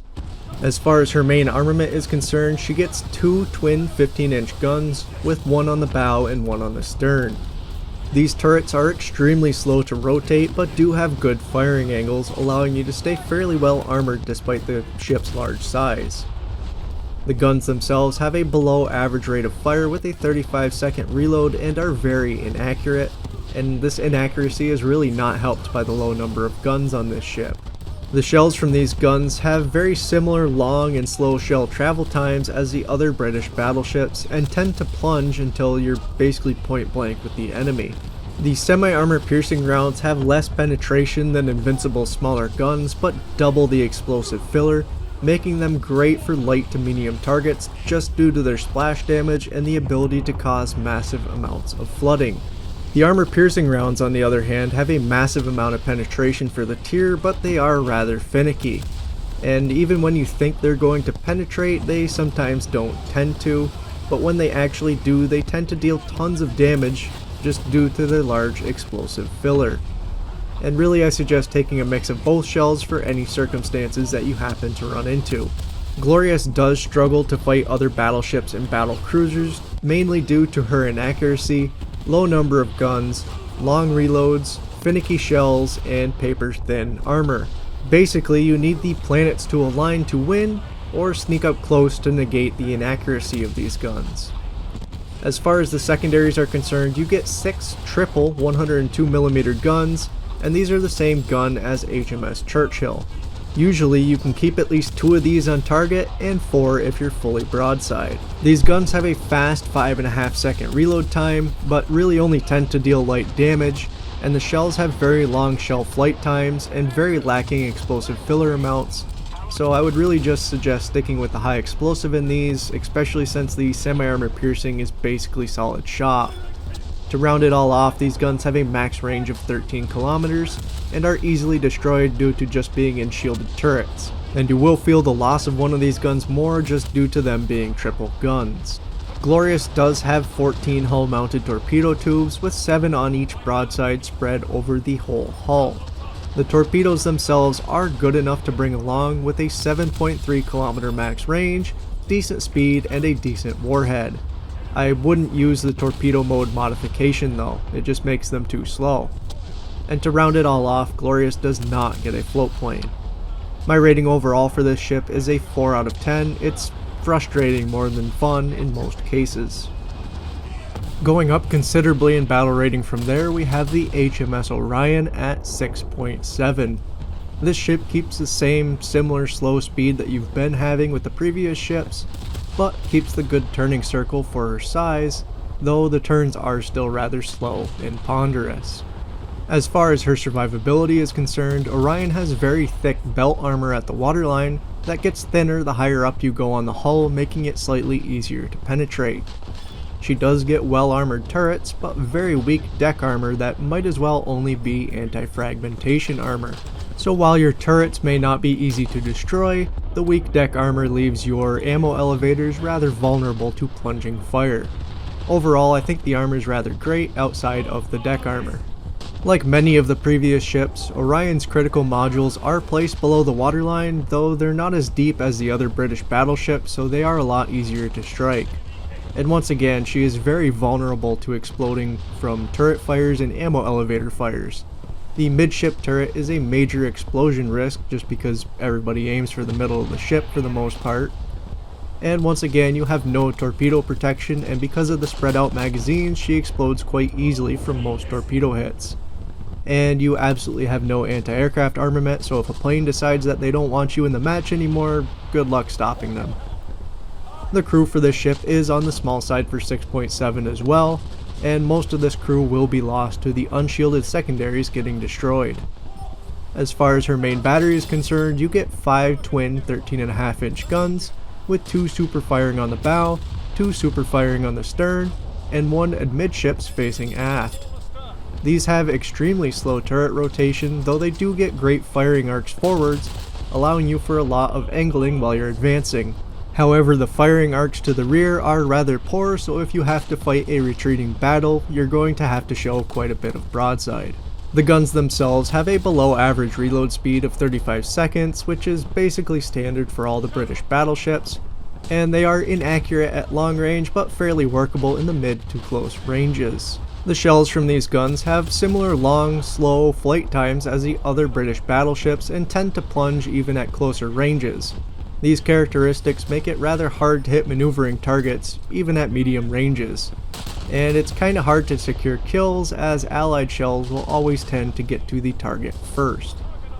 The high explosive shells have a massive explosive filler and are great for nuking deck modules or causing flooding in light armored sections of enemy ships, like the very point of their bow in some cases. These semi-armor piercing shells are very strong against cruisers and smaller battleships, and are great at causing flooding in most ships that you can face, and cause considerable crew loss when they do penetrate. They have similar penetration to Colossus' semi-armor piercing, but with a lot more explosive filler, making them considerably more consistent. The armor piercing shells are finicky. Similar and decent penetration to Colossus' armor piercing, but with more filler. These shells, however, have extremely short fuses and tend to detonate before fully penetrating the armor or modules of enemy vessels, much like Glorious's. This ship really struggles to deal with on-par battleships outside of closer engagement ranges, both due to the inaccuracy and the shell selection that it gets. Sometimes it's better to try and flood them out with waterline semi-armor piercing shots, but still less efficient than if you had proper armor piercing that could just do a critical module strike or ammo detonation. As far as what shells to take with this ship, I do suggest taking mostly these semi-armor piercing rounds with some armor piercing in case you have to fight enemy battleships. Like I said, it's not going to be fun for you, but it's good to have them just in case. As far as her secondary batteries, Orion gets 16 4-inch secondary guns located in the superstructures, and these are the same rather poor secondaries as Colossus, and are still unshielded and easy to destroy. These old 4-inch guns are rather tired at this tier, and just don't really perform as well as you would hope. You can usually keep at least 5 of these on targets unless they're straight ahead or behind you, and they have a max broadside of 8 guns at once, with an 11km max range. Much like a lot of her predecessors, Orion can have hull-mounted torpedoes. She gets 1 on either side near the front turrets, and 1 in the stern facing straight behind you. The torpedoes themselves are okay, so I'd say it's up to your playstyle if you want to take them. And lastly, it is worth mentioning that Orion does not get a float plane. My rating overall for this ship is a 6 out of 10. It's fairly explosion prone, but the guns can absolutely slap at times. After that, we come to the HMS Centurion at 6.7, and this is basically an improved Orion, so this review will be kept fairly brief. The critical modules on this ship are placed deeper under the waterline and are very hard to hit, and to add to the survivability, she is practically unfazed by elevator fires and rarely explodes from them, which is a massive buff over the previous ships. Her crew is still extremely low for a 6.7, but she tends to rarely lose them, so it's really not that much of a problem. Her main battery firing arcs are greatly improved to the rear over Orion, so when you are having to run away from something, you can actually angle up. And her semi-armor piercing and armor piercing shells have slightly more penetration, adding a little bit to their consistency. The secondaries on the ship are in casemates and changed to be single barrel versions of Glorious's 102mm secondary guns with slightly faster rates of fire. They get a 5.5 second reload but are very lacking in damage and penetration for the tier. My rating overall for Centurion is an 8 out of 10.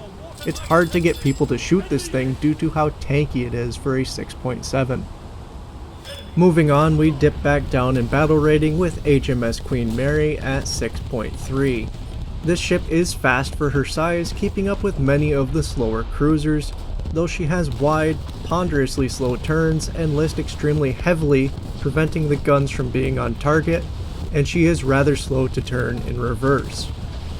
As far as her survivability goes, only the waterline belt armor guarding the engines is decently thick, and overall is rather thin compared to her 6.3 peers. And while the rest of the hull is guarded by heavy cruiser levels of armor, she does have a fairly thin deck, leaving her very vulnerable to plunging fire. Even the turrets themselves have lighter armor than the others that have matching guns to her, so you can expect to lose them a little bit more. Her armor really doesn't tend to resist most heavy cruiser or larger gunfire that is directed towards her. While her critical modules and ammo are placed below the waterline, it's really not by much, and they are fairly easy to hit, which is a massive difference between her and the previous ships. And much like some of the previous ships, she is very vulnerable to exploding from turret and ammo elevator fires, and her midship turret is a major explosion risk, both because everybody aims centerline and just because of how the ship is set up. She does not get any torpedo protection, and if she does encounter a torpedo that hits her, it really doesn't end well for you, as you will most likely explode, and if a plane decides to pick on you, you have absolutely no anti-aircraft armament to fight back with her. Her crew size, however, is fairly average for her battle rating, and it is significantly more than the other British 6.3s. She does tend to lose them rather slowly when faced against cruisers, but if she's faced with something that is on par that can penetrate her, they don't tend to last very long.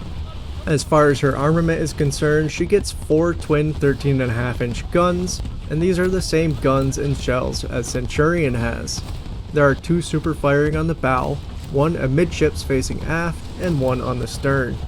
Once again, these have extremely slow turret rotation, though the guns themselves have okay firing angles. They are better to the rear, as the rearmost gun gets blocked by the odd aft superstructure when they are pointing forwards. The guns are helped quite a bit by only being at 6.3, but having 2 less hurts with the limited accuracy of them. For her secondaries, she gets 16 4-inch secondaries in casemates, though they tend to be easily destroyed as most of the casemates are completely exposed behind them, or have little or no roof armor over top of them. The same very underwhelming secondaries as Colossus are what we're dealing with here as well, so don't expect too much from them. You can usually keep at least 4 of them on target and up to 8 if fully broadside, and once again they are still limited to an 11km max range. Queen Mary can carry hull-mounted torpedoes with 1 per side in the bow, but these are the same torpedoes as Colossus and are extremely weak, so I do not recommend bringing them along. And last but not least, she does not get a float plane. My rating overall is a 5 out of 10. The guns feel like a war crime in a down tier, but overall this is a very awkward ship to use. Jumping up in battle rating once again, we come to the HMS Marlborough at 7.0. And this is basically an improved Centurion, which itself was an improved Orion. I will be comparing her to Centurion just for differences in this review, just to keep it slightly briefer. Marlborough overall is slightly slower than Centurion, but does have similar turns, so you can expect a small turning circle that is extremely long and slow to complete.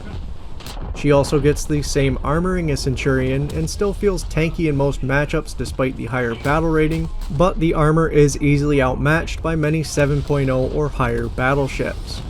The critical components on this ship are still placed deep underwater, and she is extremely resilient to detonation via ammo elevator or turret fires.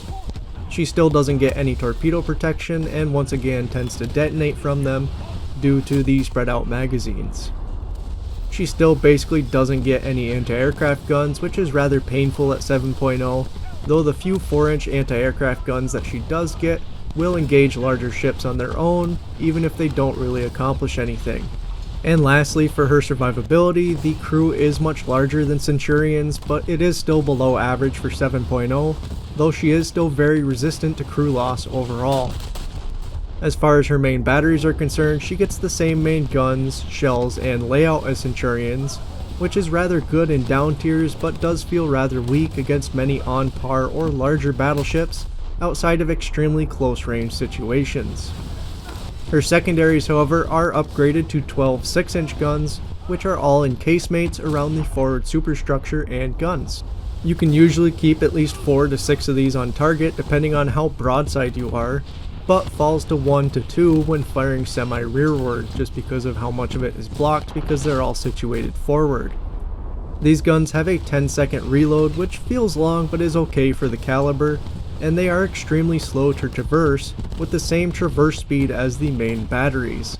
They also have long shell flight times, but still much better than the 4-inch shells, but once again are hampered by only having an 11.5 kilometer max range.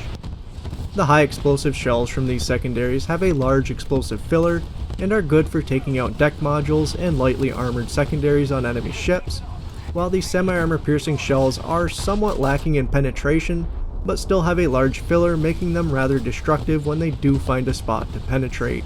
Once again, I wouldn't bother taking the torpedoes on this ship, and she still does not get a float plane. My rating overall for Marlborough is an 8 out of 10, it's just fun to play due to how tanky it can be. After that we come to the HMS Rodney at 7.7, and Rodney is rather slow with extremely wide, long, and slow turns.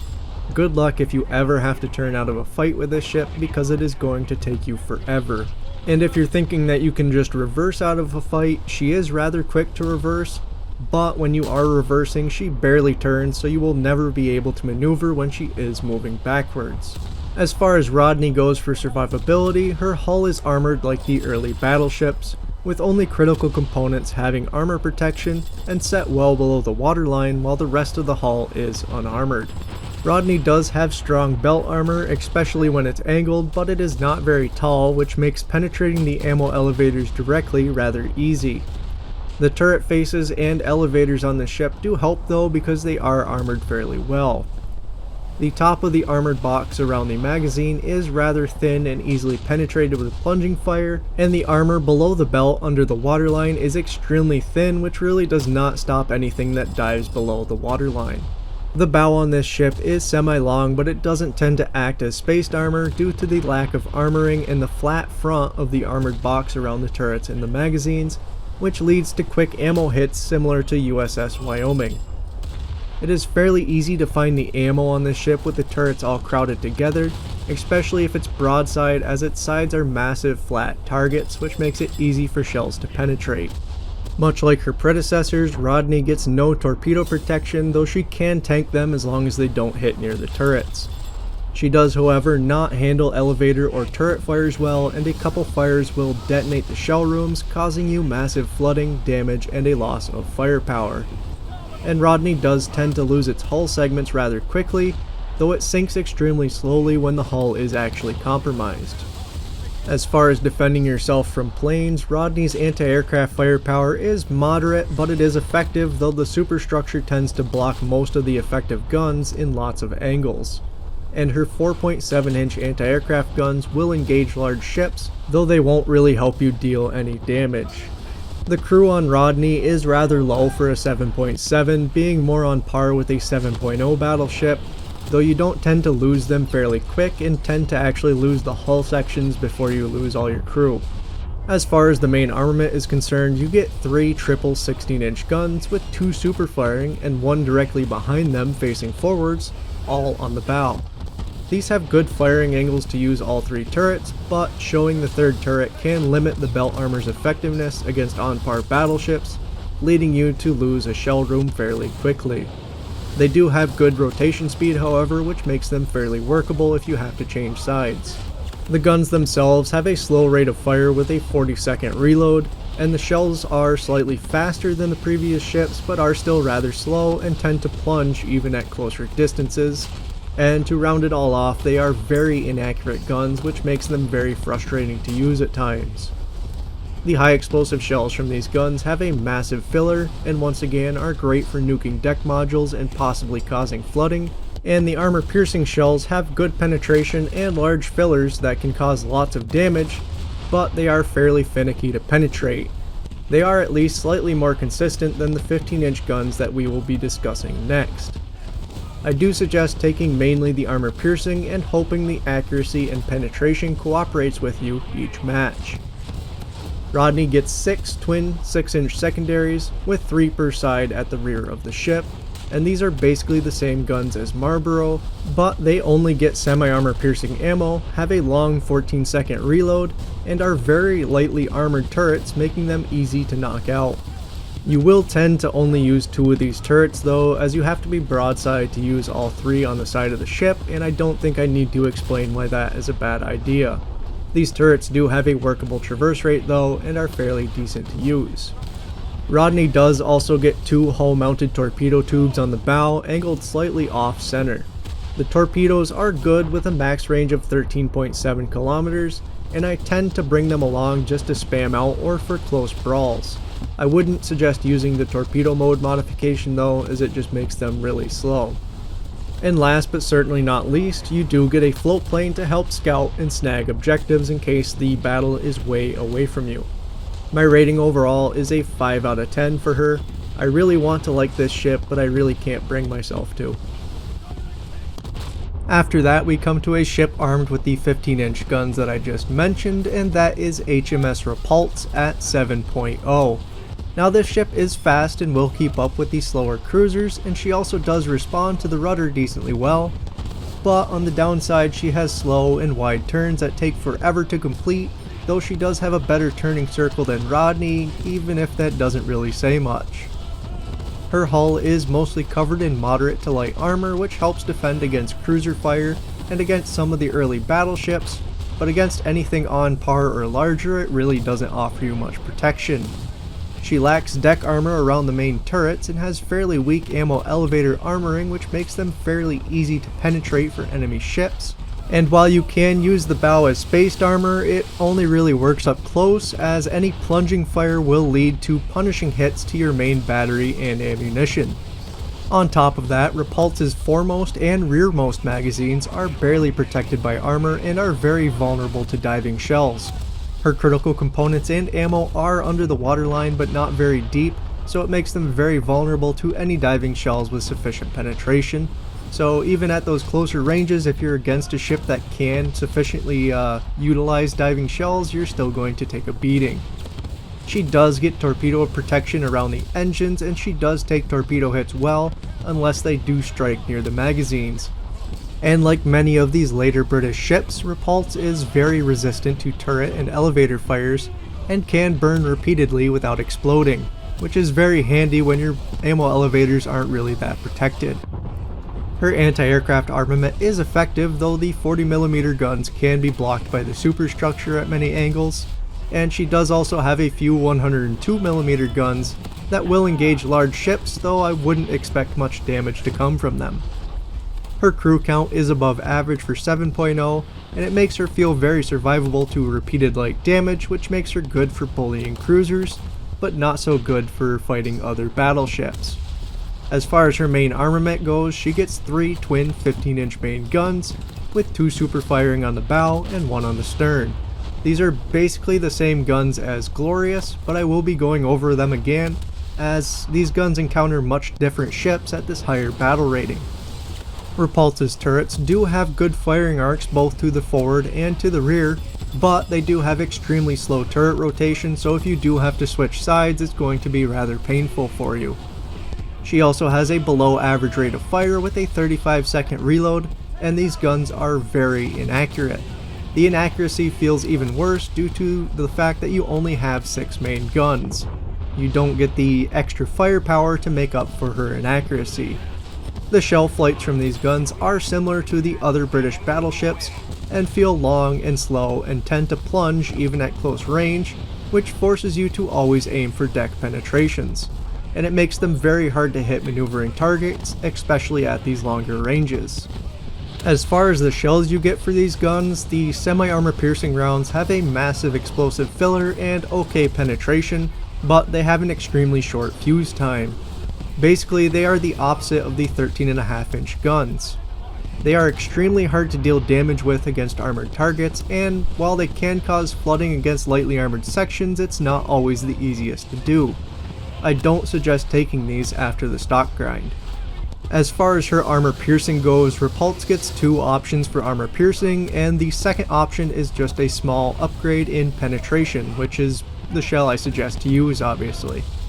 These have great filler amounts and good penetration, but they tend to be rather finicky. There is a 50-50 chance that they will pen even on spots that they should easily go through, and they are sometimes completely negated by hitting a superstructure. There are lots of ships that they just flat out refuse to penetrate, even at closer ranges, and while this might seem like all negative so far, I will say that they deal massive damage when they do penetrate sufficiently, and it will highly damage major components, if not completely destroy enemies outright if they hit in the right spot. My issue with these guns is the double dice roll of accuracy and the finicky shells leads the 15-inch guns to feel very underwhelming, and they tend to have to rely on elevator fires to detonate targets rather than being able to penetrate ammo, which is much less efficient than other battleship guns. With that being said though, we can move on to the secondaries, and for her secondaries, Repulse gets 3 triple 102mm secondary guns, one on each side of the bridge and one on the center line above the rear turret. These are the same secondaries as Glorious with a fast rate of fire, but they can feel very pathetic against on-par ships, and they are further detrimented by their low number of guns and the fact that they are easily destroyed. Though if you do want to utilize them, usually you can at least keep 2 on a target at a time, and they have a 13km max range. Repulse also gets 8 hull-mounted torpedoes with 4 on each side slightly aft of amidships. They have good warheads and speed, but they only have a 4.57km range without the torpedo mode modification, and if you do use that modification, it slows them down massively just to get a 9.62km range. I would say they're optional to take depending on your playstyle, though I don't really think I would suggest using the modification for them. And lastly, Repulse does get a float plane to help scout the enemy fleet and capture objectives. My rating overall for Repulse is a 3 out of 10. It just feels mediocre, even just for bullying cruisers. Moving back up from there, we come to HMS Warspite at 7.7. And of course, Warspite is slow, only being slightly faster than the 13.5-inch battleships, and her turns are still fairly wide and slow like Repulse, but she does respond to rudder commands quickly, making her great for wiggling to avoid enemy shell fire.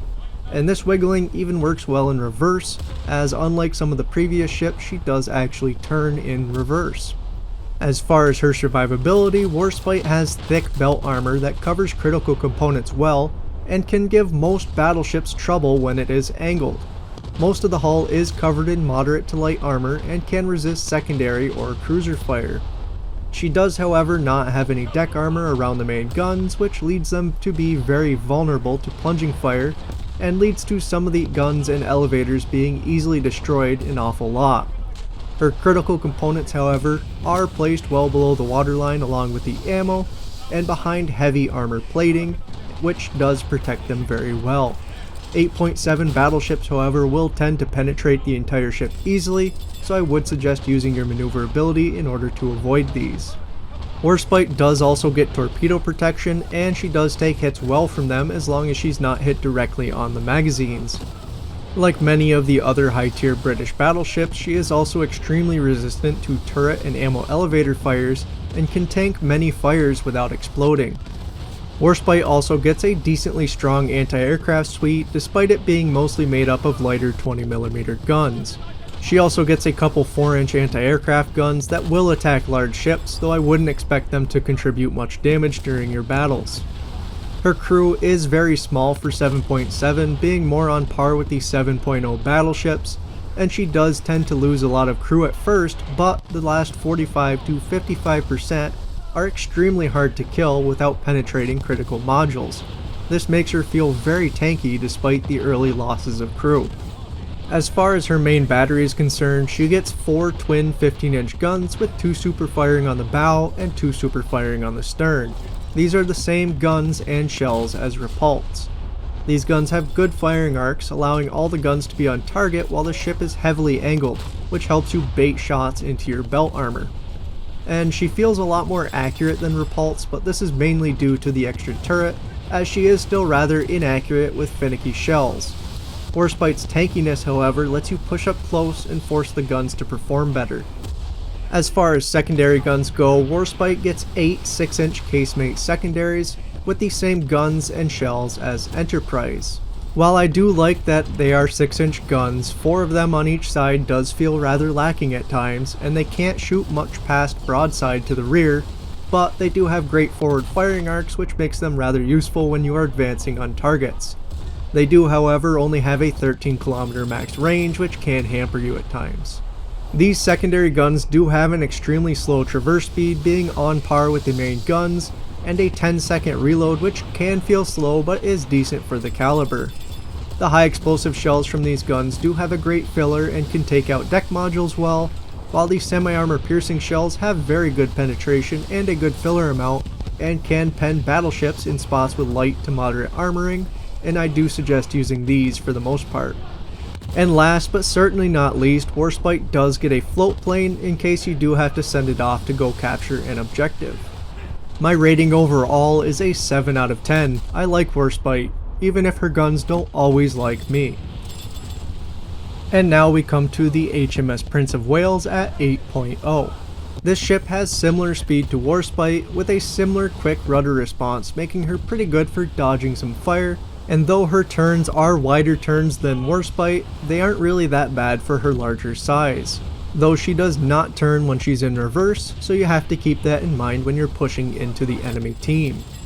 As far as her survivability goes, Prince of Wales has very thick and tall belt armor that covers much of the middle of the hull and does an amazing job at protecting the ship against everything short of an 8.7 battleship when she is angled.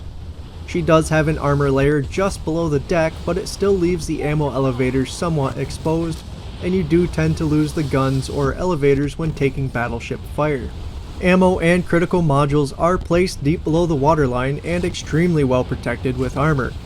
The bow on Prince of Wales can act as spaced armor, but I don't really suggest it, as the armor in front of the elevators is extremely flat and only moderately thick, along with the very front of the elevators being only moderately armored. So if you do try to bow tank, it's a good chance that your guns are going to be going down.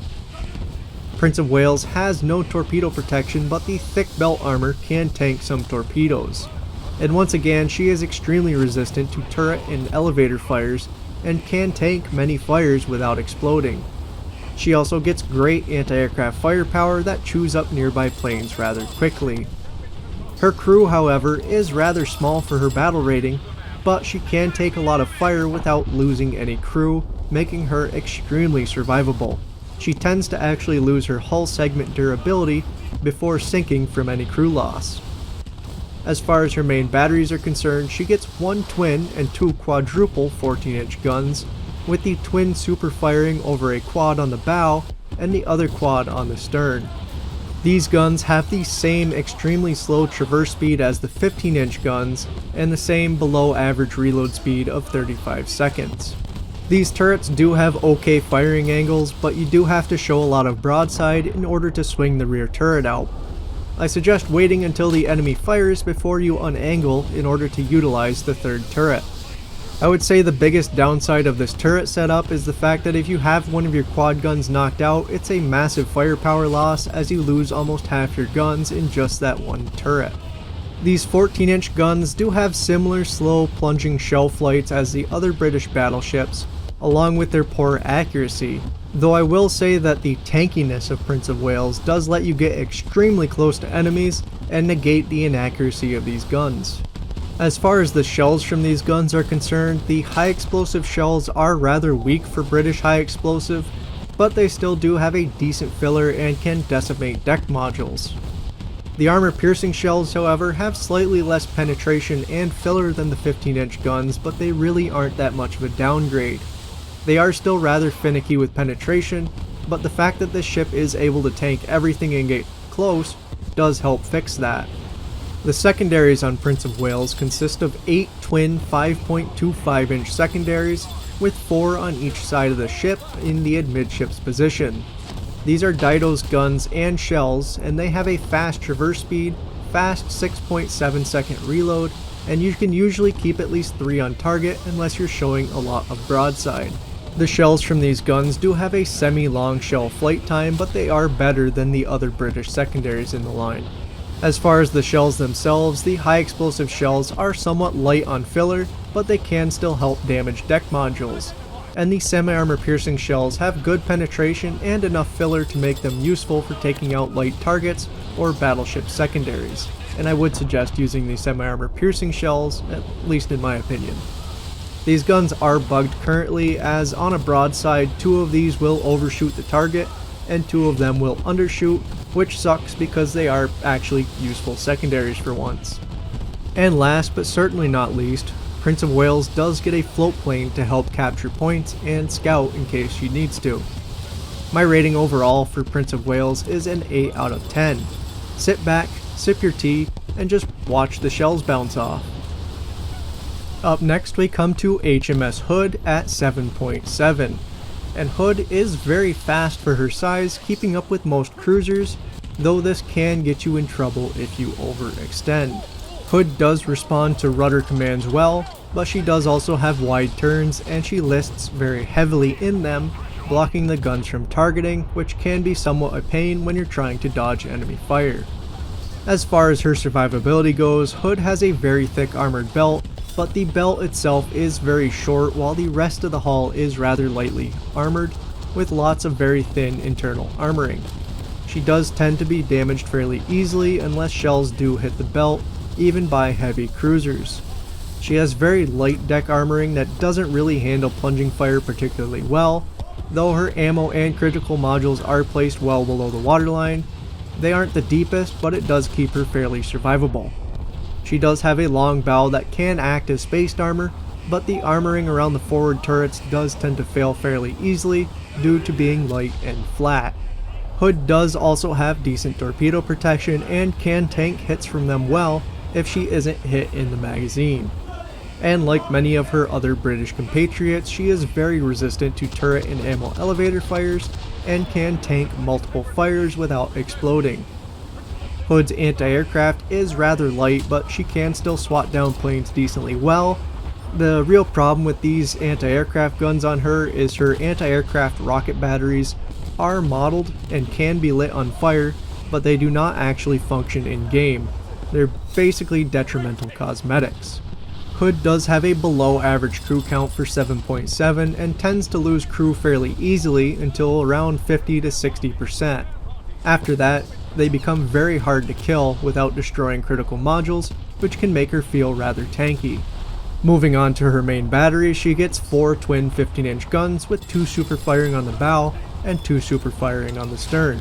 These are the same guns and shells as Repulse.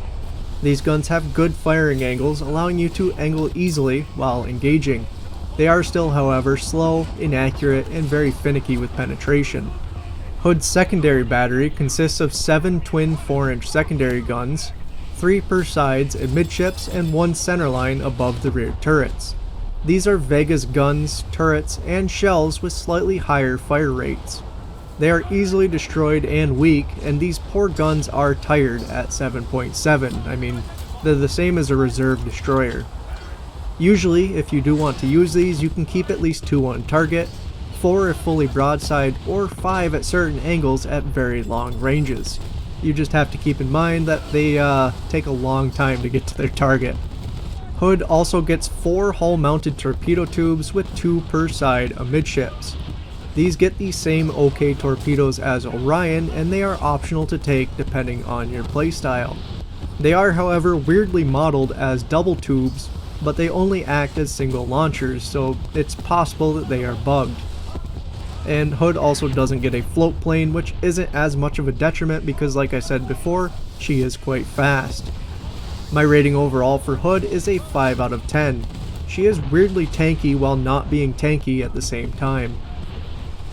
And lastly, we come to HMS Vanguard at 8.3, and this ship feels like a big Hood, but somehow worse.